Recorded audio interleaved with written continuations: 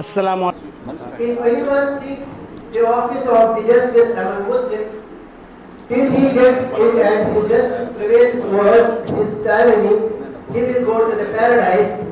But the man whose tyranny prevails over his justice will go to hell. The United Nations explains social justice may be broadly understood as fair and compassionate distribution of goods of economic growth. So next I would like to call upon our CIC Salim Sir, editor of Social Justice, great personality, and I would like to call him on the dais to deliver his speech. Please welcome sir. Seeman Salim sir பேசிட்டீங்களே.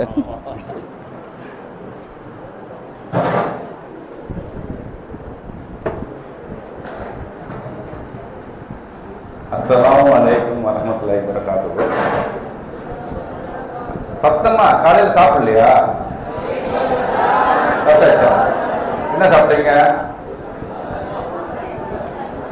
தோசையா? பொங்கல் சாப்பிட்டீங்களா? பொங்கல் சாப்பிடல. இல்லை, நான் பொங்கல் சாப்பிட்டேன், எனக்கே தூக்கம் வரலையே. நான் பிஸ்கா இருக்கேனா? தூங்குறேண்ணா? எப்படி இருக்கேன்? பொங்கல் சாப்பிட்டேன். சாய் கார்த்திகில் இன்னைக்கு பொங்கல் வாங்கி சாப்பிட்டேன். சாய் கார்த்திக் ஹோட்டல் எங்கே இருக்குது? பட்டுக்கோட்டை இருக்குது. உங்கள் ஊரில் என்ன ஃபேமஸான ஹோட்டலு? 3 ஹோட்டல் இருக்குது உங்கள் ஊரில். அல் ஜைத்தூன்னு ஒரு ஹோட்டலு இருக்கா? ரிச்சி வேணும் ஒரு ஹோட்டல் இருக்கா? அப்புறம் இன்னொரு ஹோட்டல் பேர் அருவியா, புதுசாக ஒன்று இருக்கு அருவி. இந்த 3 ஹோட்டல் நல்லா இருக்குமோ? நான் 3லேயுமே ரிச்சி வேல மட்டும் சாப்பிட்ருக்கேன். ஓகே, நீங்கள்லாம் வந்து இமாம் சாஃபி ஸ்கூலில் படிக்கிறீங்க இல்லையா? இதில் இவ்வளோ பாருங்கள், power point presentation, fan, auditorium, false ceiling, குளிர்மை அரங்கத்துக்கு கூட இது ஏசி போட்டுக்கலாம் இல்லையா? நான் எங்கே படிச்சிருப்பேன்? ஸ்கூலில் தான் படிச்சிருப்பேன். கரெக்டு தான், ரொம்ப ஸ்மார்ட்டான ஆன்சரு. எங்கே படிச்சிருப்பேன்? தமிழ்நாட்டிலேயே வந்து ரொம்ப கீழே இருக்கக்கூடிய ஸ்கூல் இது. கவர்மெண்ட் ஸ்கூலா? கவர்மெண்ட் ஸ்கூல்லையும் இன்னும் கீழே பால்வாடியா? அங்கன்வாடி வந்துட்டேங்க. கரெக்டு. நாங்கள்லாம் இருக்கும்போது அங்கன்வாடிலாம் கிடையாது, பால்வாடிலாம் கிடையாது. சரியா? மதிய உணவு திட்டம் அதுதான் இருந்துச்சு. சத்துணவு திட்டம் கூட கிடையாது, மதிய உணவு திட்டம் தான் இருந்துச்சு.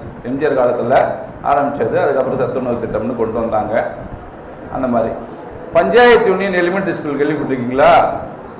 ஊராட்சி ஒன்றிய துவக்கப்பள்ளி. உங்கள் ஊரில் பேரூராட்சி, பேரூராட்சியிலேருந்து நகராட்சியாக வந்து தரம் உயர்த்தப்பட்டுச்சு. உங்கள் அதிராம்பட்டினம் வந்து இன்னும் தாலுக்கா வேற கேட்டுட்டு இருக்காங்க. வட்டமாக வேணும், வருவாய் வட்டமாக வேணும் அப்படின்னு கேட்டுட்டு இருக்காங்க.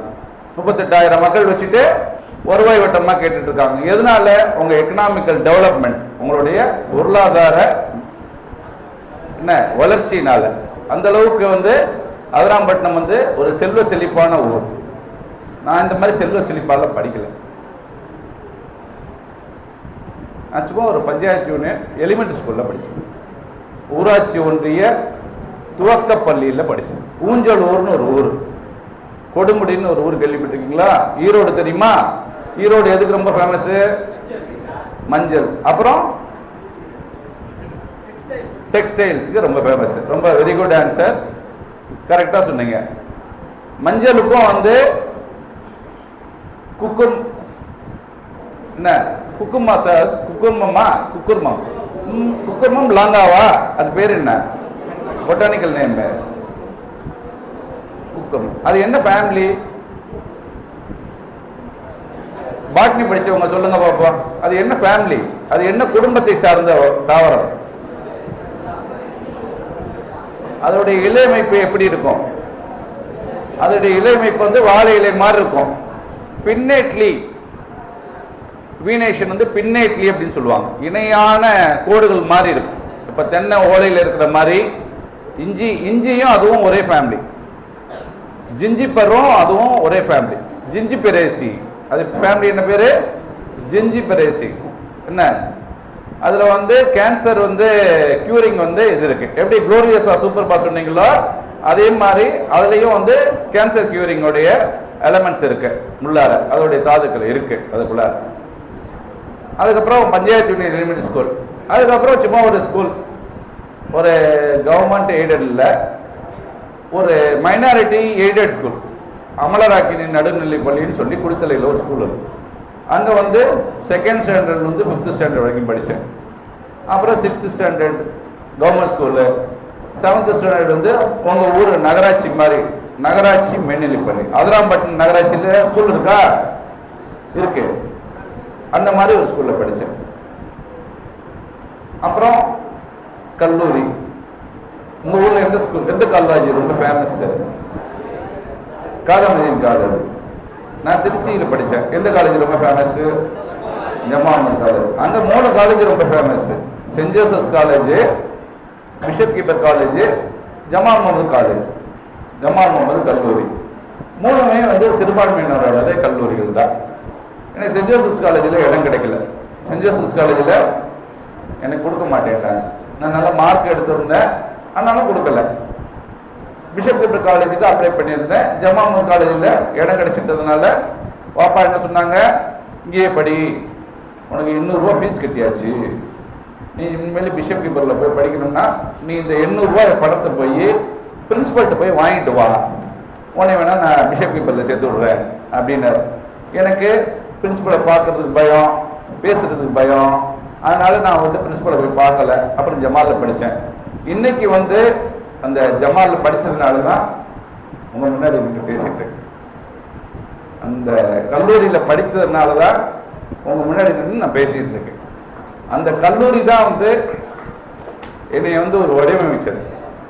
அந்த கல்லூரி வாழ்க்கை என்னுடைய விடுதி வாழ்க்கை. நீங்கள்லாம் எந்த ஹாஸ்டலில் இருக்கீங்களா? இங்கே எத்தனை பேர் ஹாஸ்டலில் இருக்கீங்க?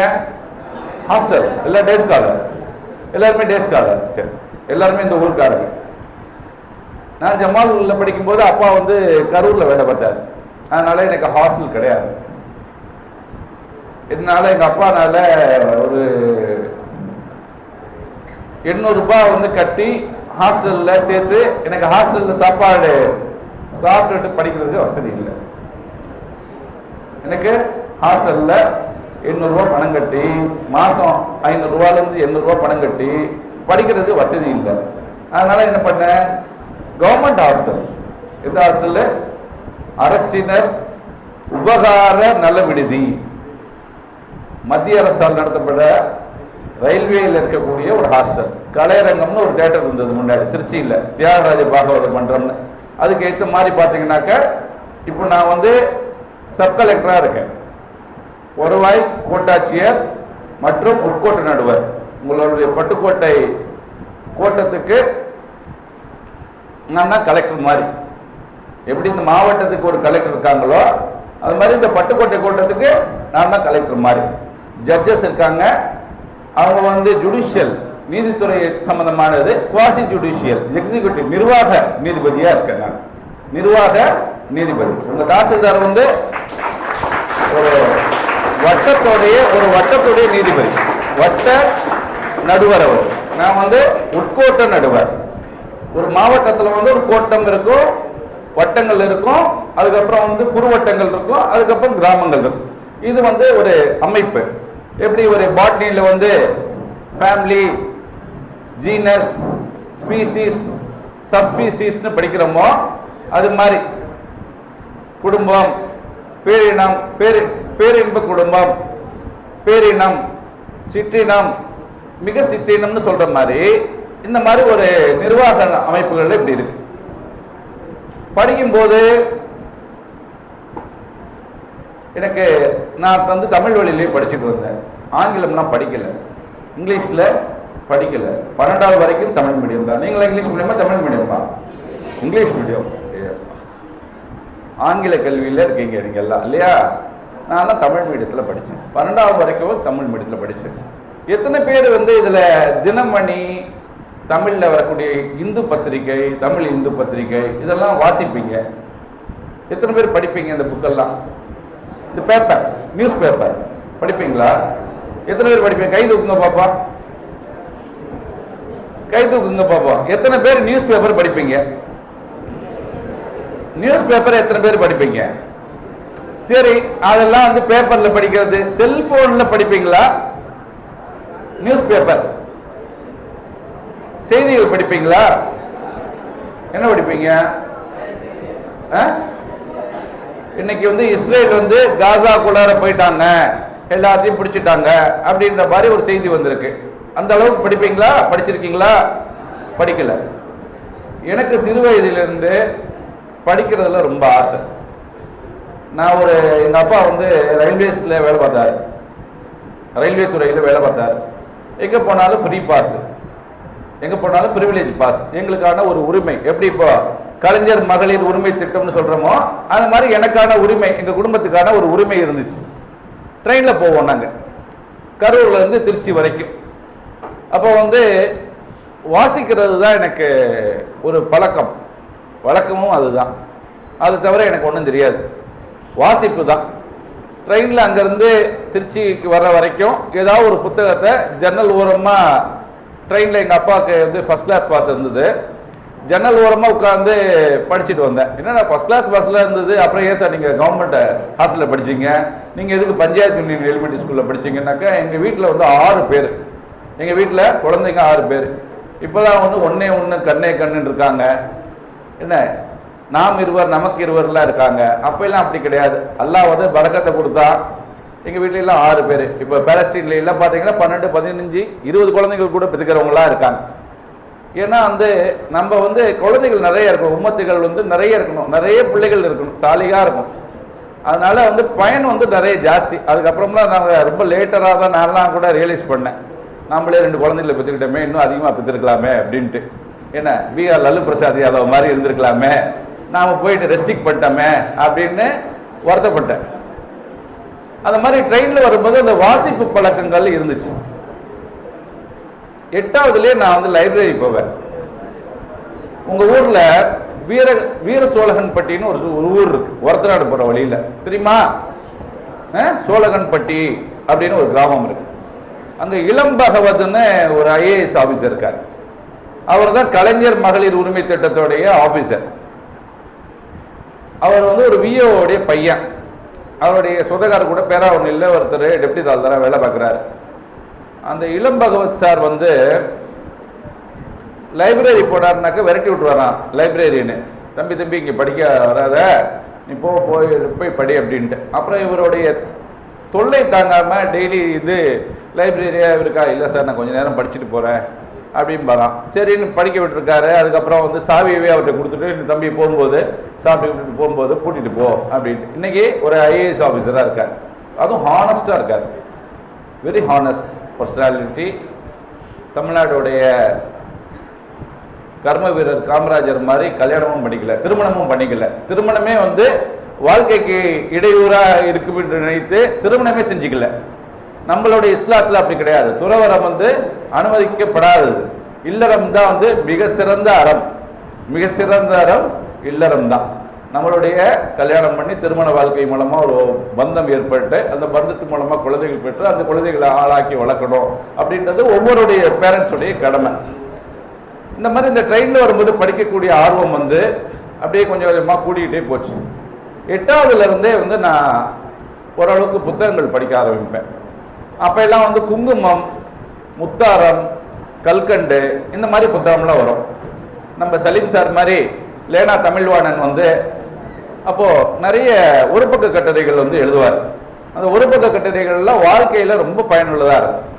இப்படியே இந்த படிக்கக்கூடிய ஆர்வத்தில் கல்லூரி போகும்போதும் நான் வந்து என்னுடைய விடுதியில், அரசாங்க விடுதியாக இருந்தாலும் அங்கே தி ஹிந்து இங்கிலீஷ் பத்திரிகையும் தினமணியும் பேப்பர் வரும். நான் தினமணி பேப்பர் படிச்சுட்டு அதுக்கப்புறம் ஹிந்துவை வாசிப்பேன். தினமணி பேப்பர் படிச்சுட்டு ஹிந்துவை வாசிப்பேன். அப்படியே இந்த ஆங்கிலத்தையும் கொஞ்சம் கொஞ்சமாக கற்றுக்க ஆரம்பித்தேன். சுனில் டேண்டனுடைய நியூஸை வந்து டெய்லி அந்த டிடி தூர்தர்ஷனுடைய ஒளிபரப்பில், பொதிகை அப்படின்ற ஒளிபரப்பில் பார்க்க ஆரம்பித்தேன். அந்த உச்சரிப்புகள் அதெல்லாம் பார்க்கும்போது அப்படியே எனக்கு கொஞ்சம் ஆங்கிலமும் வந்து நான் கற்றுக்கக்கூடிய ஒரு வாய்ப்பு கிடைச்சிச்சு. 10th ஒன்றும் பெருசாலாம் மார்க் எடுக்கல. அம்மா கூடயே பின்னாடி வீட்லேயே சுற்றிட்டு அப்படியே ரவுண்ட் அடிச்சுட்டு இருந்தேன். ஒன்றும் பெரிய மார்க் இல்லை. மேக்ஸில் எல்லாம் ரொம்ப கம்மி. 100க்கு 100 100க்கு 100 இல்லை, 100க்கு 90 இல்லை, 100க்கு 70 இல்லை, 100க்கு 65 இல்லை, 100க்கு 50 இல்லை. 100 மைனஸ் 65 எவ்வளோ? அதுதான் என்னுடைய மார்க். 10th என்னுடைய மார்க்கு மேத்தமேட்டிக்ஸில் 100 மைனஸ் 65. ரொம்ப டீசெண்டாக சொல்கிறேன். Border pass. 1 மார்க் கம்மியானாலும் ஃபெயிலு. சரியா? அதுக்கப்புறம் +2. +2ல ஒன்றும் பெருசாக மார்க் எடுக்கல நான். அதுலேயும் ஆவரேஜ் தான். பாட்னியில் 156, ஜுவாலஜியில் 148, கெமிஸ்ட்ரியில் 110, ஃபிசிக்ஸில் 108, இங்கிலீஷில் 105, தமிழில் ஏதோ ஒரு 130 ஏதோ நீங்கள் கூட்டி பார்த்துக்கங்க. இவ்வளோதான் வரும் மார்க்கு. சரியா? அவ்வளோதான் எடுத்தேன். 10th நான் முடிவு பண்ணிட்டேன், நம்ம மேக்ஸ் வராது, அதனால் நம்ம பியூர் சயின்ஸ் குரூப் தான் படிக்கணும். அதனால் சலீம் சார் சொன்ன மாதிரி எது உங்களுக்கு நல்ல இன்ட்ரெஸ்ட் இருக்கோ அதுதான் படிக்கணும். எது உங்களுக்கு நல்ல இன்ட்ரெஸ்ட் இருக்கோ அதுதான் படிக்கணும். எனக்கு பாட்னி ஜுவாலஜியில் இன்ட்ரெஸ்ட் இருந்தது, அதனால் நான் பயாலஜி எடுத்தேன். 35 மதிப்பெண்கள் எடுத்த மாணவன் நான். கல்லூரியில் போடும்போது ஜமாமுது கல்லூரியுடைய 1991ஆம் ஆண்டுடைய கல்லூரியின் முதல் மாணவன்.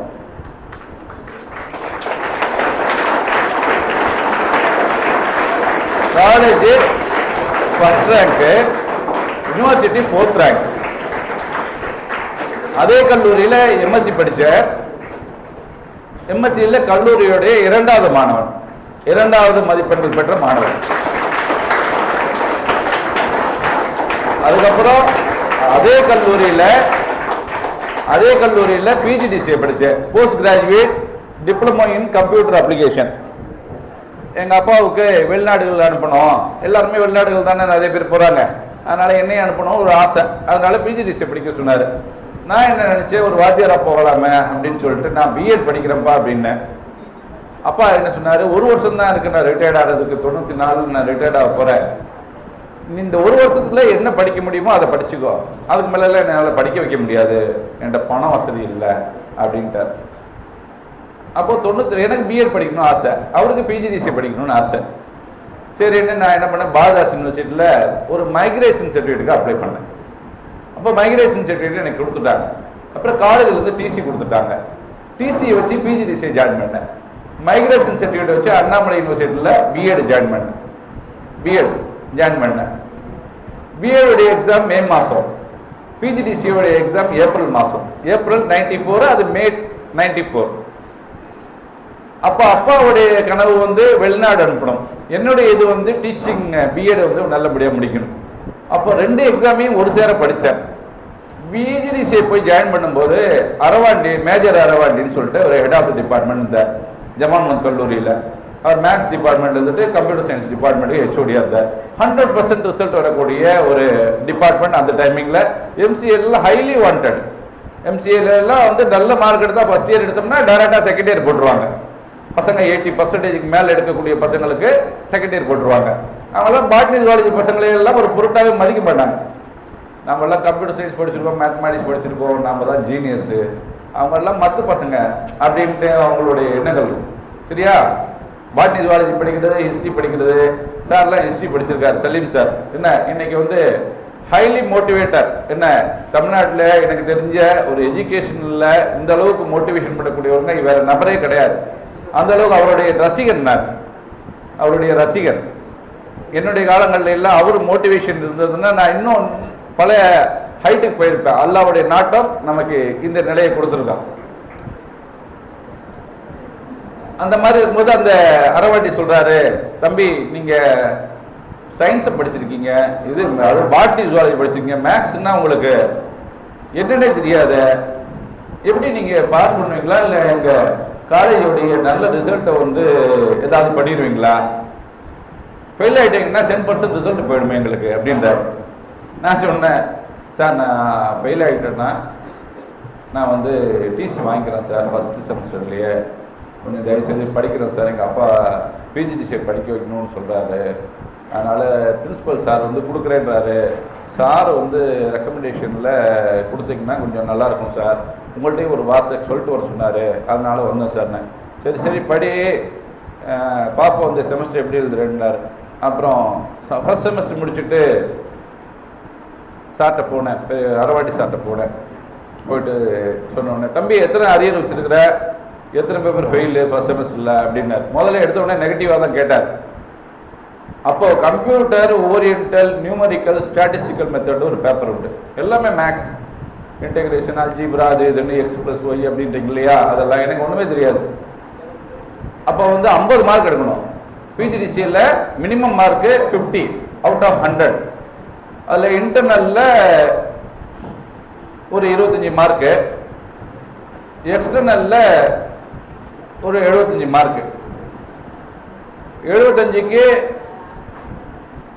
30 எடுக்கணும். சாரி, டோட்டலாகவே வந்து 75 நினைக்கிறேன். அதில் வந்து 50 ஒரு டோட்டலாகவே வந்து 50 மார்க் எடுக்கணும். எக்ஸ்டர்னலில் 30 எடுக்கணும்னு வச்சுக்கோங்க, இன்டர்னலில் 20 எடுக்கணும். மினிமம் எக்ஸ்டர்னலில் 30 எடுக்கணும், இல்லைன்னா ஃபெயிலு. 100க்கு 30 மார்க் எடுக்கணும். இது சேர்த்தோம்னா 50 மார்க் வரணும். அப்போ பார்த்தீங்கன்னா எக்ஸ்டர்னல் எக்ஸாம் எழுதுறேன் 33, அது இன்டர்வல் வந்து சரியா பண்ணலை, அதனால 17 மார்க் போட்டிருந்தார் சார். அப்பையும் பார்டர் தான், அப்போ இங்கே எவ்வளோ 35 தான், அப்பையும் ஜஸ்ட் பாஸ். பிஜிடிசியும் just pass first semester. Second semester அப்போ அந்த பிஜிடிசியில் ஷானவாஸ் சார் நடத்துனதும் ரஜாக் சார் நடத்தின டிஜிட்டல் எலக்ட்ரானிக்ஸ், இன்னைக்கு நம்ம மொபைல்லாம் வச்சுருக்கோம், கம்ப்யூட்டர் வச்சுருக்கோம், எல்லாம் டிஜிட்டல்லே இருக்கும். தமீம் பாய் இருக்கிறாரு, அட்வர்டைஸ்மெண்ட் எல்லாம் டிஜிட்டல்லே பண்ணுறாரு, டிஜிட்டல் ஹோர்டிங்ஸ், டிஜிட்டல் விளம்பரங்கள் பண்ணுறாரு. அந்த டிஜிட்டல் பேப்பரை வந்து நல்லா புரிஞ்சிச்சு. நேன் கேட், அண்டு கேட் அப்படின்லாம் நடத்துவாங்க. அப்போ சிக்னல் சிஸ்டம்லாம் நடத்துவாங்க. அது நல்லா இன்ட்ரெஸ்டிங்காக அது. ஸோ அதில் நல்ல மார்க் 85, 89, 90 அந்த மாதிரி. ஓவரால் பர்சன்டேஜ் வந்து 71. ஒரு 10th மேக்ஸ் படித்த பையன் +1 +2 மேக்ஸே இருக்காம 5 வருஷம் அதுக்கப்புறம் யூஜி பிஜி படிச்சுட்டு அதுக்கப்புறம் நான் வந்து பிஜிடிசியை படித்தேன் 71% அவுட் ஆஃப் 100க்கு. அப்போ என்னுடைய அந்த ப்ராக்ரஸ் பார்க்கணும், ப்ராக்ரஸிவ் வளர்ச்சி, கல்வியோடைய வளர்ச்சியை பார்க்கணும். அதே மாதிரி அந்த பிஎட் நாளைக்கு எக்ஸாமு, இன்னைக்கே உட்காந்து அந்த ஸ்காலர் கைடை படித்து முடிச்சுட்டேன். நைட்டு பூரா உட்காந்து படித்தேன், எக்ஸாம் எழுதுன பாஸ் பண்ணிட்டேன், அதையும் கிளியர் பண்ணிட்டேன். எங்கள் அப்பாவுடைய ஆம்பிஷனையும் ஃபுல்ஃபில் பண்ணிட்டேன், என்னுடைய இதையும் ஃபுல்ஃபில் பண்ணிட்டேன். அப்போல்லாம் வந்து டிஆர்பி கிடையாது, டீச்சர்ஸ் ரெக்ரூட்மெண்ட் போர்டு கிடையாது. அப்போல்லாம் எம்ப்ளாய்மெண்ட் எக்ஸ்சேஞ்ச் தான், சீனியாரிட்டியை வச்சு வேலைக்கு போடுவாங்க.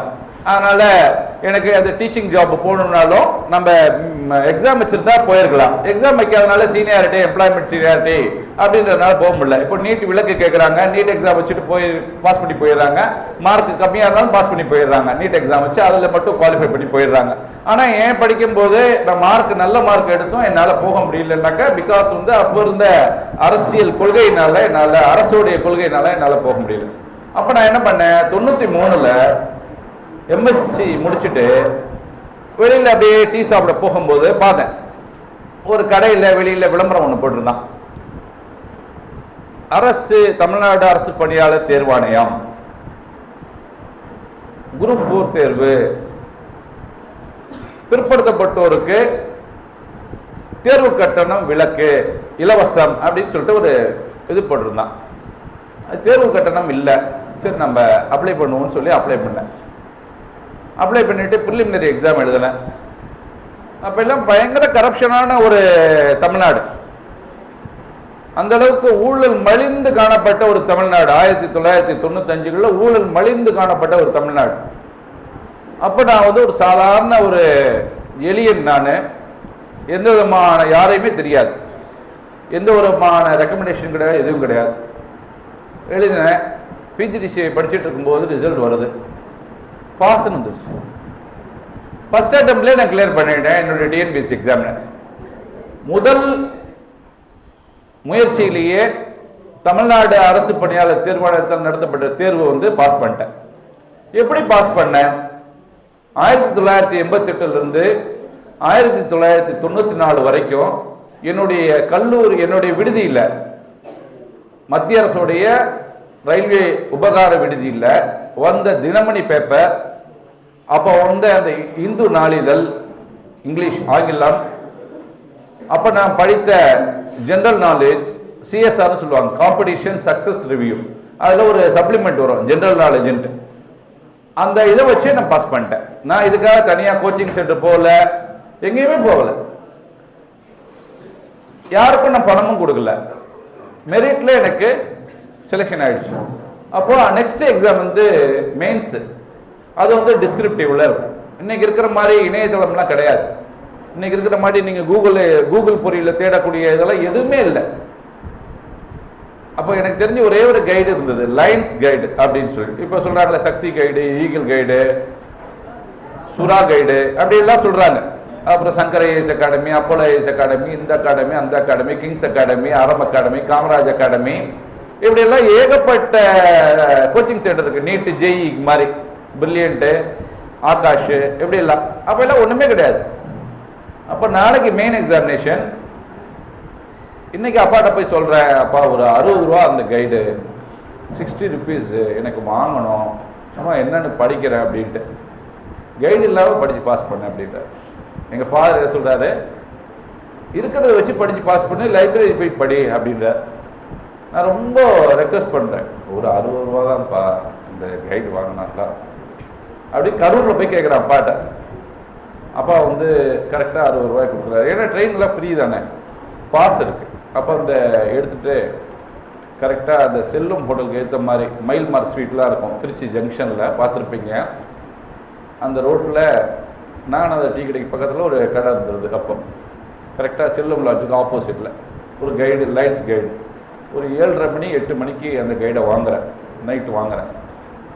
விடிஞ்சா பரீட்சை, விடிஞ்சா டிஎன்பிஎஸ்சியுடைய மெயின்ஸ் எக்ஸாம்ஸு எழுதணும், நேஷனல் ஸ்கூலில் எழுதணும், சத்திரம் பஸ் ஸ்டாண்ட் போய் எழுதணும்.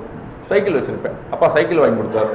நீங்கள்லாம் பைக்கு, என்னென்னமோ பைக்கெல்லாம் வந்துருக்கு, ரேஸ் பைக்கெல்லாம். எங்கள் அப்பா ஒரு சைக்கிள் தான் வாங்கி கொடுத்தாரு, ரேலி சைக்கிள். அந்த சைக்கிள் மழையில் நினைஞ்சிருச்சுன்னா வந்து ஹாஸ்டலில் வந்து தொடச்சிட்டு தான் அப்புறம் தான் தூங்க போவேன். தொடச்சி கிடச்சி நல்லா நீட்டாக வச்சுட்டு எப்போ பார்த்தாலும் பலன்னு இருக்கணும். என்னுடைய வீடு வந்து பாருங்கள் பலன்னு வச்சுருப்பேன். என்னுடைய வீடு தான் இங்கே இருக்கிற வீடு, அங்கே இருக்கிற வீடு இல்லை, அது என்னுடைய மனைவியை சார்ந்தது. அதனால் இங்கே இருக்கிற வீடை பலன்னு வச்சுருப்பேன். என்ன அந்த அளவுக்கு ஒரு நீட்னஸ்ஸை அப்பயே தெரிஞ்சது. நல்ல சைக்கிள்லாம் தொடச்சி வச்சுருப்பேன். சைக்கிள் எடுத்துகிட்டு போய் எக்ஸாம் எழுதிட்டு வரேன். காலையில் ஜென்ரல் இங்கிலீஷ், ஈவினிங் வந்து ஆஃப்டர்நூன் செஷன் வந்து ஜென்ரல் நாலேஜ், டிஸ்கிரிப்டிவ், கொள்குறி விடை, வினா விடை கிடையாது, டிஸ்கிரிப்டிவ். அப்போல்லாம் ஜென்ரல் தமிழ் கிடையாது. இன்றைக்கெல்லாம் தமிழ் எழுதி தான் வரணும்னு இறையன்பு சார் வந்து அதுக்கு கூட ஒரு ஆர்டர் போட்டிருக்காரு. தமிழ் வந்து ஒரு கண்டிப்பாக வந்து கம்பல்சரி லாங்குவேஜ் பேப்பர் கொண்டு வந்திருக்காங்க. அப்போ தமிழ் இல்லாமையே மற்றதுக்கெல்லாம் தமிழ் இருந்தது, ஆனால் குரூப் 4க்கு தமிழ் கிடையாது. அப்புறம் மெயின்ஸ் எழுதினேன். நான் ரிசல்ட்டுக்கெல்லாம் வெயிட் பண்ணலை, வேலைக்கு போகணும். வீட்டில் வந்து நம்ம வேலைக்கு போனால் தான் வந்து, ஏன்னா பெரிய அண்ணன் வந்து ஒருத்தர் ஏர்ஃபோர்ஸில், ஒரு அண்ணன் வந்து வாய் பேசாதவர், ஊமை செவித்திறன் இல்லாதவர், ஊமையானவர். அவர் ஒரு ரயில்வேல எங்கள் ஐயா வந்து எங்கள் வாப்பா வந்து ஒரு வேலையில் சேர்த்து விட்டாங்க. அப்போ ஏதாவது ஒரு ஜாபு போகணும். அப்போ சென்னை போயிட்டு ஏதாவது ஜாப் பார்ப்போம் அப்படின்னு சொல்லி ஒரு டியூட்டோரியலில் ஒர்க் பண்ணேன். என்னோட லைஃபே உங்களுக்கு சொல்கிறேன், ஏன்னா என்கிட்ட நீங்கள் தெரிஞ்சுக்கலாம் எந்த அளவுக்கு வாழ்க்கையில் மேலே வரலான்னு. எங்கே போனாலும் நான் கூட்டங்களில் பிற்பாடாலாம் பேசுகிறது கிடையாது, எதுவும் தயாரிச்சுட்டு வந்ததெல்லாம் பேசுகிறது கிடையாது. எனக்கு என்ன தோணுதோ அதை பேசுவேன், என்னுடைய வாழ்க்கையவே உங்கள்கிட்ட பேசிடுவேன். அப்போ சென்னை போயிட்டு வேலைகள்லாம் போது ஷிப்பிங்கில் வேலை கிடைச்சிது. நான் நல்ல ஷிப்பிங் கம்பெனியில் ஒர்க் பண்ணேன், இண்டேவ் ஷிப்பிங்னு. இப்போது விஜயோடைய லியோ படம் பார்த்தீங்க இல்லையா, அவங்க அப்பா வந்து எஸ்ஏ சந்திரசேகரன் இருக்கார். அவர் வந்து அந்த இண்டேவ் ஷிப்பிங்கில் ஒன் ஆஃப் தி ஃபினான்சியர், அவர் வந்து அதில் முதலீட்டாளர். அந்த கம்பெனியில் ஒர்க் பண்ணேன். அதுக்கப்புறம் எனக்கு இந்தியன் டொபாக்கோ கம்பெனிங்கக்கூடிய, நீங்கள் பேப்பர் கிராஃப்ட்னு சொல்லிட்டு ஒரு இது வச்சுருப்பீங்க, ஐடிசி ஆசீர்வாத் கோதுமை மாவுலாம் வருது, ஐடிசியில் மற்றபடி இந்த டொபாக்கோ இது சிகரெட்ஸ் இதெல்லாம் வருது, ஐடிசியுடைய ஜாமெட்ரி பாக்ஸ்லாம் வருது, எல்லாமே இப்போ பிராண்டடாக வருது. அந்த கம்பெனியில் நான் வந்து ஷிப்பிங்கில் ஒர்க் பண்ணேன், எக்ஸ்போர்ட் இம்போர்ட்டில் ஒர்க் பண்ணேன். இந்த காதல் கோட்டைன்னு சொல்லி ஒரு படம் வந்திருக்கும், அதில் அந்த அஜித்தோடைய ரோலில் வந்து என்னுடைய ஜாப். அந்த படம் பார்த்தீங்கன்னா அந்த இது இருக்கக்கூடியது என்னுடைய ஜாப். அது மாதிரி ஒர்க் பண்ணும்போது எனக்கு இந்த டிஎன்பிசியோடைய மெயின்ஸ் எக்ஸாம் கிளியர் ஆகிட்டு எனக்கு போஸ்டிங் ஆர்டர் வந்துருச்சு. 95 போஸ்டிங் ஆர்டர் வந்துருச்சு. நான் கார்பரேட்டில் ஒர்க் பண்ணேன், கார்பரேட் கம்பெனியில் ஒர்க் பண்ணேன். இன்றைக்கி தான் நம்ம செல்ஃபோன் இதெல்லாம் பார்க்கலாம். 1995 நான் சென்னை தாராபுர் டவர்ஸில் இருக்கக்கூடிய இன்டர்நேஷ்னல் ட்ராவலர்ஸில் ஒர்க் பண்ணும்போதே நான் பார்த்துருக்கேன், பேஜர் பார்த்துருக்கேன், அப்போ எல்லாம் வந்து இந்த வாக்கி டாக்கியில் மாதிரி பேசுகிற மாதிரி இப்போ எல்லாம் போய் உட்காந்து ஒர்க் ஃப்ரம் ஹோமு இந்த மாதிரி எல்லாமே ஐடி கம்பெனியில் ஒர்க் பண்ணுறத நான் 1995 பார்த்துருக்கேன். அந்த அளவுக்கு அப்போயே வந்து அந்த கம்பெனி வந்து டெவலப்டாக இருந்தது. இன்றைக்கி அதில் இருந்திருந்தாலும் நல்ல ஒரு பொசிஷனில் இருந்திருப்பேன். அப்போ வந்து என்னோடய அக்கௌண்டண்ட்டை போய் கேட்டேன், சார் எனக்கு கவர்மெண்ட் சர்வீஸ் கிடச்சிருக்கு ரெவன்யூ டிபார்ட்மெண்ட்டில், நான் போகவா இதுலேயே இருக்கவா அப்படின்ட்டு. அவர் சொன்னார், இல்லை தம்பி நீங்கள் அரசாங்க வேலைக்கு போகிறது தான் நல்லது, இதெல்லாம் வந்து நீங்கள் கொஞ்சம் உங்களுடைய இளமை இருக்கிற வரைக்கும் இதில் வேலை பார்ப்பீங்க, அதுக்கப்புறம் வந்து உங்களை க்ரஷ் பண்ணுவாங்க, உங்களால் ஒர்க் பண்ண முடியாத ஒரு சூழ்நிலைகள் ஏற்பட்டுரும், அதனால நீங்கள் அரசாங்க வேலைக்கு போங்க அப்படின்னா. இல்லை சார் இதில் சம்பளம் எனக்கு 10,000 ரூபா கிடைக்குது, நான் அங்கே போனேன்னா சேலரியில் எனக்கு 3000 ரூபா தான் சார் சேலரியே, மொத்த சேலரியே அப்படின்னு. இல்லை இல்லை இப்போ அப்படி தான் தெரியும், நீங்கள் போங்க கண்டிப்பாக நல்லாயிருக்கும் அப்படின்னாரு. எங்கள் அப்பாவும் ரொம்ப அர்ஜி பண்ணி கூப்பிட்டார். அப்புறம் வந்து நான் கவர்மெண்ட் சர்வீஸில் ஜாயின் பண்ணேன். அன்னைக்கு நான் எடுத்த முடிவு இன்றைக்கி வாழ்க்கையோட ஒரு பெரிய திருப்புமுனை. இன்றைக்கி என்னுடைய வாழ்க்கையுடைய மிகப்பெரிய டேர்னிங் பாயிண்ட். இன்னைக்கு வந்து ஒரு கோட்டத்தையே ஒரு வருவாய் கோட்டத்தையே ஆட்சி செய்யக்கூடிய ஒரு கோட்டாட்சி தலைவராக இருக்கிறார். அதனால படிப்பெல்லாம் வந்து ஏட்டு சுரக்காய் கறிக்கு உதவாதுன்னு சொல்லுவாங்க. எது உங்களுக்கு விருப்பமோ அதை படிக்கணும். நான் வந்து இன்னைக்கு நிர்வாகத்தில் இருக்கேன். பொது நிர்வாகம் உங்களுக்குரிய எல்லா ஸ்கீம்ஸுங்களும் நாங்கள் தான் கொண்டு வரோம். அரசுடைய நலத்திட்டங்கள் அனைத்துமே உங்களுக்கு கொண்டு வரும். இன்னைக்கு 17 வயது நிரம்பியவர்களுக்கு இன்னைக்கு சுருக்கமுறை வாக்காளர் பட்டியல் திருத்தம் நடக்குது. இந்த பேரை சேர்த்தீங்கன்னாக்க 17 வயசு நிரம்பியவங்க வரக்கூடிய பாராளுமன்ற தேர்தலில் ஓட்டு போடலாம். உங்களுக்குரிய சர்டிபிகேட்ஸ், உங்களுக்கு இருக்கக்கூடிய பிசிஎம்மாக இருக்கட்டும், இல்லை வேற எந்த சர்டிஃபிகேட்டாக இருக்கட்டும், வாரிசு சர்டிஃபிகேட்டு, இந்த வீட்டில் யாராவது பெரியவங்க இறந்து போயிட்டாங்கன்னா வாரிசு சர்டிஃபிகேட் வாங்குறதா இருக்கட்டும், இறப்பு சர்டிஃபிகேட், பிறப்பு சர்டிஃபிகேட் எல்லாமே சரி, எல்லாம் ஆளினால் எல்லாம் கஜா புயல் எந்த நிவாரணமாக இருந்தாலும் சரி இந்த வருவாய்த்துறை தான். வருவாய்த்துறை வந்து ஒரு தாய்த்துறை. இந்த இதனால என்னுடைய குடும்பமே பலனடைஞ்சிருக்கு. என்னுடைய குடும்பத்தை தாண்டி இந்த சமூகம் வந்து பலனடைஞ்சிருக்கு. என்னால் வந்து எல்லாருமே பலனடைகிறாங்க, பலனடைஞ்சிட்டு இருக்காங்க. இந்த கூட்டத்துடைய ஒரு ஏற்பாட்டில் என்னுடைய சிறு பங்களிப்பும் இருக்கு. இந்த கூட்டத்துடைய ஒரு ஏற்பாட்டில் என்னுடைய சிறு பங்களிப்பும் இருக்கு. பொதுமக்களுக்கு சர்வீஸ் பண்றோம் பார்த்தீங்களா, அதில் இருக்கக்கூடிய ஆத்ம திருப்தி வேற எதுலையுமே கிடையாது. என்னால் வந்து ஒரு நாளைக்கு வந்து ஒரு 10 ஆதரவற்ற விதவைக்கு சர்டிஃபிகேட் போட்டு தரேன். ஒரு 10 பேர் ஆக்சிடென்ட்ல இறந்து போயிடுறாங்க, அவங்க குடும்பத்துக்கு நிவாரணம் 1 லட்சம் ரூபாய் தர முடியுது. என்னால் வந்து இந்த பழங்குடியின நலத்துக்கான சான்று தர முடியுது. ஒரு பட்டால ஏதாவது பிரச்சனை, அப்போ அந்த மேல்முறையீடு வராங்க, அப்போ அவங்களுக்கு நம்ம ஒரு தீர்வு செல்ல முடியுது. ஒரு எலெக்ஷன் நடத்தக்கூடிய ஒரு அதிகாரி, ஒரு தேர்தல் நடத்தும் அலுவலர் திரு சிவவி மெய்யநாதன் இருக்கார் இல்லையா, ஆலங்குடி தொகுதியுடைய சட்டமன்ற உறுப்பினர், இப்போ மாண்புமிகு சுற்றுப்புற சூழல் அமைச்சர், அவருக்கு நான் தான் வந்து எம்எல்ஏ சர்டிஃபிகேட் கொடுத்தேன். அந்த தேர்தல் வந்து ஆலங்குடி தேர்தல் வந்து நானும் தான் நடத்தினேன். மணப்பாறையில் 2016 தேர்தல் நானும் தான் நடத்தினேன். பாராளுமன்ற தேர்தல் 2019 திருச்சியில் வேலை பார்த்தேன். இப்போ பட்டுக்கோட்டையுடைய தொகுதியுடைய பாராளுமன்ற தேர்தலுக்கு கலெக்டர் வந்து தேர்தல் நடத்தும் அலுவலர், நான் உதவி தேர்தல் நடத்தும் அலுவலர். இந்த உங்க ஊரை வந்து ஒரு தாலுக்காவா மாற்றணும்னாக்க அது என்னாலான முயற்சிகள் மூலமா மாற்ற முடியும். என்னால் அந்த முயற்சிகள் மூலமாக இந்த நகராட்சியை ஒரு வட்டமாக மாற்ற முடியும்.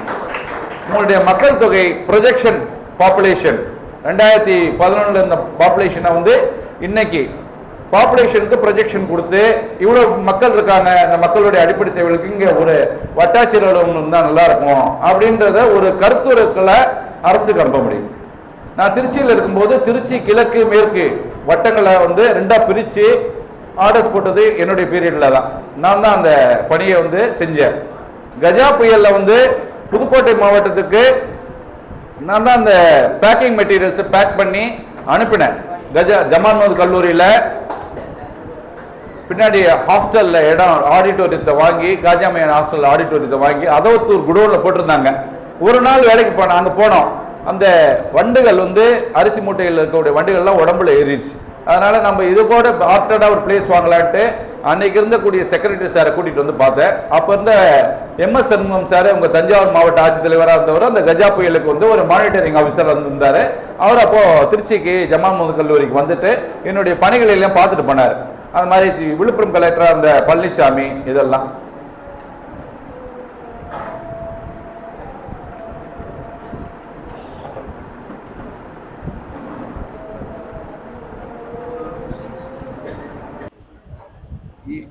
நீங்க என்ன ஆகணும் அப்படின்றத இந்த புத்தகம் சொல்லும். சாட்டை கொடுத்துருக்கக்கூடிய புத்தகம் வந்து சொல்லும். அதனால உங்களுக்கு பிடித்த கல்வியை வந்து படிங்க. அது மூலமா மிக சிறந்த ஆளுமைகள் ஆகுங்க. இந்த மாதிரி நிர்வாக பணிக்கு வரும்போது நிறைய பேருக்கு பயனுள்ளதா இருக்கலாம். ஏன் மற்றதுல எல்லாம் யூஸ்ஃபுல்லா இருக்காதா? ஏன் சுந்தர் பிச்சை யூஸ்ஃபுல்லா இல்லையா? பில்கேட்ஸ் யூஸ்ஃபுல்லா இல்லையா? எத்தனையோ பேர் இருக்காங்க. அந்த மாதிரி மனசு வந்துடணும். பொள்ளாச்சி மகாலிங்கம் இல்லை, இந்த மாதிரி நிறைய இருக்காங்க. நிறைய பிலந்திராபிஸ்ட் இருக்காங்க. நிறைய பேருக்கு நிறைய உதவிகள் செய்யறாங்க. எதுல இருந்தாலும் நீங்க வந்து மிக சிறந்த ஆளுமைகளா வரணும். நீங்க ஒரு இன்டராக்ஷன் செஷன் வச்சுக்கலாம். உங்களுக்கு வேற ஏதாவது கேள்விகள் என்கிட்ட கேட்கணும் அப்படின்னு எண்ணம் இருந்ததுனாக்க நீங்க என்கிட்ட தயவு செய்து கேட்கலாம். எது வேணாலும் கேட்கலாம். நீங்க questions related to education, future எப்படி இருக்கும் அப்படின்றத ஒரு இன்டராக்ஷன் செஷனா நம்ம கேட்கலாம். யாராவது கேட்கணும்னு நினைக்கிறவங்க கேட்கலாம். ஒரு ஐஏஎஸ் ஆகணும், ஒரு ஐடிக்கு போகணும், இதனால என்ன பெனிஃபிட்? அவர் சாரே சலீம் சாரே ஒரு பெரிய ஸ்காலரு. அவரே யுவான் ஸ்வான் ஃபாகியான் மாதிரி அவரே வந்து ஒரு பெரிய வேர்ல்டு வைடு ஒரு ஸ்காலர் தான் அவங்க. அதனால அவங்களே நிறைய சொல்லியிருப்பாங்க.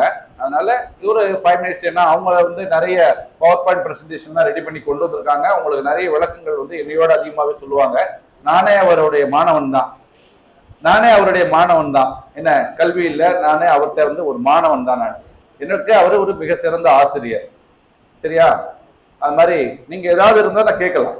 ஏதாவது கொஸ்டின்ஸ் இருக்கா ரிலேட்டட் டு ரெவன்யூ டிபார்ட்மெண்ட்? எங்க டிபார்ட்மெண்ட் இல்லை, உங்களை மாதிரி எப்படி வேலைக்கு வரணும்? என்னுடைய ஜீப் பார்த்துருக்கீங்களா?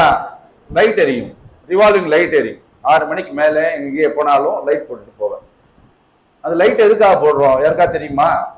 லைட் எதுக்காக போடுறோம்? கலெக்டர் வண்டியில, RDO வண்டியில எல்லாம் லைட் எதுக்கு போடுறாங்க தெரியாதா? எதுக்கு போடுறோம்னா சட்டம் ஒழுங்கை பராமரிக்கக்கூடிய அலுவலர்கள், சட்டம் மற்றும் ஒழுங்கை பராமரிக்கக்கூடிய அலுவலர்கள். ஒரு இடத்துல வந்து ஒரு ஆக்சிடென்ட் ஆகுது, ஒரு இடத்துல வந்து ஒரு லா அண்ட் ஆர்டர் இஷ்யூ ஆகுது, ஒரு இடத்துல ஒரு கம்யூனல் கிளாஷ் ஆகுது, ஒரு இடத்துக்கு அர்ஜென்ட்டா போகணும். அப்ப அந்த லைட்டு போட்டா இது அவசரம் போல இருக்கு அப்படின்னு சொல்லிட்டு அந்த பாதையை வந்து ரொம்ப ஈஸியா விட்டுருவாங்க. ஆம்புலன்ஸ் எல்லாம் சவுண்டு ஏன் எழுப்புறாங்க? ஒவ்வொரு சவுண்டுக்கும் ஒவ்வொரு இது இருக்கு, சமிச்சைக்கும் ஒவ்வொரு அடையாளங்கள் இருக்கு. இதுல வந்து ஒரு டெட் பாடி இருக்கு, இதுல வந்து உயிருக்கு போராடுறவர் இருக்காரு, இவரை வந்து இவ்வளவு சீக்கிரத்துல கொண்டு போகணும் அப்படின்னு அந்த ஒவ்வொரு லைட்டுக்கும் வந்து ஒவ்வொரு இது இருக்கு. நீங்க கூகுள்ல கூட நீங்க சர்ச் பண்ணி பார்க்கலாம். அந்த மாதிரி சட்டம் ஒழுங்கை பராமரிக்கக்கூடிய அலுவலர்களுக்கு எல்லாமே வந்து அந்த லைட் இருக்கும். போலீஸ் இந்த மாதிரி இதெல்லாம் பாத்தீங்கன்னா இருக்கும். அந்த அளவுக்கு வந்து ஒரு பெரிய ஒரு ஆளுமை நிறைந்த ஒரு இது அந்த பதவி இது. நீங்க என்னுடைய ஆபீஸ் வந்து பாருங்க, ஜம்முன்னு பாத்தீங்கன்னாலே உங்களுக்கு ஆசை வந்துடும், நாமளும் கலெக்டர் ஆயிடணும்ப்பா. இவ்வளவு பெரிய வீடு, 2 ஏக்கர்ல வீடு கொடுத்துருப்பாங்க. என்னுடைய வீடு வந்து எத்தனை ஏக்கர் இருக்கும்? 2 ஏக்கர். 2 ஏக்கர்ல ஒரு 7 சென்ட்ல ஒரு வீடை கட்டிட்டு எல்லா வேலைகள் பார்க்கறதுக்கு அது எல்லாத்துக்குமே ஆள். சரியா? என்னோட ஆபீஸ் வந்து பாருங்க, எனக்கே 2 ஏக்கர்ல இருக்கும்போது கலெக்டருக்கு எவ்வளவு பெருசு இருக்கும், ஜட்ஜஸ்க்கு எவ்வளவு பெருசு இருக்கும், பாராளுமன்ற பிரதம மந்திரிக்கு எவ்வளவு இருக்கும், குடியரசுத் தலைவருக்கு எவ்வளவு இருக்கும் நினைச்சு பாருங்க. அதனால நீங்க என்ன ஆகணும்? இந்த நம்மளுடைய வசதிகள் மட்டும் இல்ல, நம்மளை சார்ந்தவங்களுக்கு நம்ம ஏதாவது நல்லது செய்யணும். அதுதான் உம்மத்துகளுக்கு நல்லது செய்யணும். நம்ம அமல்கள் செய்யறது தான் நமக்கு மறுமையில வந்து அதுதான் கவுண்டபிள். நீ என்ன செஞ்ச உன்னுடைய லைஃப் ஸ்டைல்ல, தொழுத, சாப்பிட்ட, ஜகாத் எல்லாம் பண்ண, அதை தாண்டி என்ன செஞ்ச அப்படின்னு தான் அல்லாஹ் கேட்பான். அதனால உங்களுடைய கல்வியை வந்து மிக சிறந்த எதிர்கால திட்டங்களுக்கு பயன்படுத்துங்க. வேற ஏதாவது கேள்வி கேட்கணும்னா கேளுங்க, தயக்கமே இருக்கக்கூடாது. அப்துல் கலாம் வந்து திருச்சிக்கு வந்திருந்தாரு, கொஸ்டின் கேட்கறதுக்கு இது பண்ணாங்க. என் பையனை தம்பி போப்பா அப்படின்னு, போவே இல்லை. ஒரு பையன் ரொம்ப கேஷுவலா வந்து அவர்கிட்ட கேள்வி கேட்டான். அந்த மாதிரி உங்கள்கிட்ட வந்து கேள்வி கேட்கக்கூடிய ஆர்வம் இருக்கணும், தயக்கமே இருக்கக்கூடாது, ஹெசிடேஷனே இருக்கக்கூடாது. கேள்வி கேட்கக்கூடிய ஆர்வத்தை நீங்க வளர்த்துக்கணும். யாரும் வந்து பெரியவங்க பெரிய எல்லாமே இல்ல, நீ எல்லாத்துக்குமே வந்து எல்லா ரைட்ஸும் இருக்கு. ஏதாவது இருக்கா?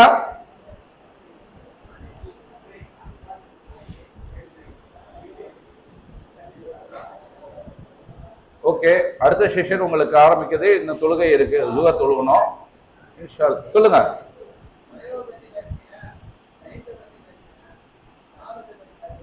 எது? காமர்ஸ். காமர்ஸ்ல இல்ல, சார்ட்டர்ட் அக்கௌண்டன்ட் போகலாம். நீங்க வணிகம்லாம் வந்து காமர்ஸ் தான், எனக்கு அந்த சப்ஜெக்ட் தெரியாது அதனால பேசலன்றீங்களா? நீங்க காமர்ஸ் இன்ட்ரெஸ்ட் தான் தாராளமா படிக்கலாமே. சார்ட்டர்ட் அக்கௌண்ட் படிக்கலாம், உங்களுக்கு புக்ஸ் இருக்கு நிறைய. நீங்க ஃபாரின்ல எல்லாம் போய் படிக்கலாம், நிறைய படிப்புகள்லாம் இருக்கு. ஏன் நம்ம கூத்தாநல்லூர் காதர்னு ஒருத்தர் இருக்காரு, அப்துல் காதர்னு.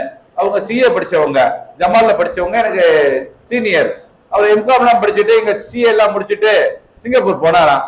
உங்க சிஏ எல்லாம் இங்க வேலையிடு இல்ல, நீ தூக்கி போடுங்க, 6 வருஷம் படிச்சதெல்லாம் அதெல்லாம் இங்க செல்லாது அப்படின்னாங்களாம். அப்போ உங்க சிஏ வந்து நாங்க படிக்கிறோம். அங்க சிஏ வந்து 6 வருஷத்தை 3 வருஷத்துலயே முடிச்சுட்டாரு. இன்னைக்கு வந்து பல பல்கலைக்கழகங்களுக்கு அவர் வந்து ஒரு கௌரவ பேராசிரியரா போறாரு. அவர் ஜமால் ஸ்டூடெண்ட் தான், கூத்தாநல்லூர்ல இருக்காரு. நாகூர் ரூமின்ற ஒரு எழுத்தாளருடைய சகோதரர். அவருடைய நம்பர் தர, நீங்க பேசுங்க அவர்கிட்ட. அவருடைய வாழ்க்கையை வந்து நீங்க ஃபாலோ பண்ணீங்கன்னாக்கா நீங்க சிஏ ஆகலாமே. அவர் எப்படி படிச்சாரு, என்ன பண்ணாரு, திட்டமிடல். சரியா? அதனால நீங்க கல்லூரிகளோ எதுவுமே இல்லை, நீங்க எப்படி படிச்சு வரைக்கும் அதுதான். இன்னைக்கே உங்க காதர் மைதீன் காலேஜ் அகலாம்பட்டினத்துல இருக்கக்கூடிய கல்லூரியில ஒரு தம்பி வந்து பேராசிரியர் தான் ஜாயின் பண்ணியிருக்காரு. எம்ஏ ஃபைனல் இயர் படிக்கும் போதே வந்து நெட் எக்ஸாம் எழுதி பாஸ் பண்ணிட்டாரு, வேலைக்கு வந்துட்டாரு. நெட் எக்ஸாம் எழுதி பாஸ் பண்ணிட்டாரு ஃபைனல் செமஸ்டர்ல. 22 வயசுல முடிச்சுட்டு வேலைக்கு வந்துட்டாரு, கவர்மெண்ட் சர்வீஸ்க்கு வந்துட்டாரு, பேராசிரியரா வந்துட்டாரு. உங்களுடைய அகலாம்பட்டினத்தில் இருக்கிற திருச்சியில இருக்கிறவரு ஜமால் கல்லூரியில படிச்சார். சரியா? என்னுடைய தம்பி, என்னுடைய ஓன் பிரதரு ஜமால்ல எம்எஸ்சி மேத்ஸ் கெமிஸ்ட்ரி படிச்சாரு, யூபிஎஸ்சி எழுதுறாரு, கண்ட்ரோலர் ஆஃப் எக்ஸ்ப்ளோசிவா இருக்காரு. இப்போ வெடிபொருள் கட்டுப்பாட்டு அலுவலரா இருக்காரு. துணை வெடிபொருள் கட்டுப்பாட்டு அலுவலராக வெடிபொருள் கட்டுப்பாட்டு அலுவலராக இருக்காரு. இன்னைக்கு பெங்களூர்ல வேலை பார்க்கிறாரு. கிளாஸ் ஏ சர்வீஸ், எனக்கு மேல, என்னுடைய போஸ்டுக்கு மேல. ஆனா வந்து பப்ளிக் சர்வீஸ் அவரு வேற இந்தியன் எக்ஸ்ப்ளோசிவ் பெட்ரோலியம் சர்வீஸ்ல இருக்காரு. அதனால எந்த சப்ஜெக்ட் படிச்சாலும் அதுல வந்து நல்ல மேல வரணும், டாப்பா வரணும். அந்த மாதிரி படிங்க. இன்ட்ரெஸ்ட் எந்த ஃபீல்ட்ல இருக்கோ அந்த ஃபீல்ட்ல உங்களை கான்சென்ட்ரேட் பண்ணுங்க.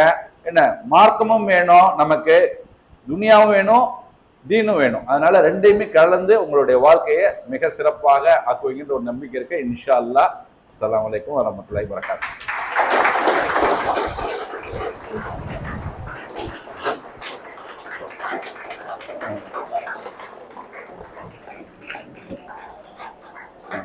நல்லா இருக்குங்களா? Thank you very much, sir. சிறப்பா இருந்துச்சு. Very well, awesome. Very fantastic inspirational speech, sir. Thank you, sir. Due to language constraint, I couldn't understand the whole session, but I hope all the students would have enjoyed. Is it, am I right? Education is not only a ladder of an opportunity. Education is not only a ladder of an opportunity, but it is also an investment in our future. Our professor, Mr. Ismail sir, will explain us how education is an investment for our upcoming students. So I would like to call him on the stage. Please come on the dais, sir. Professor Ismail sir.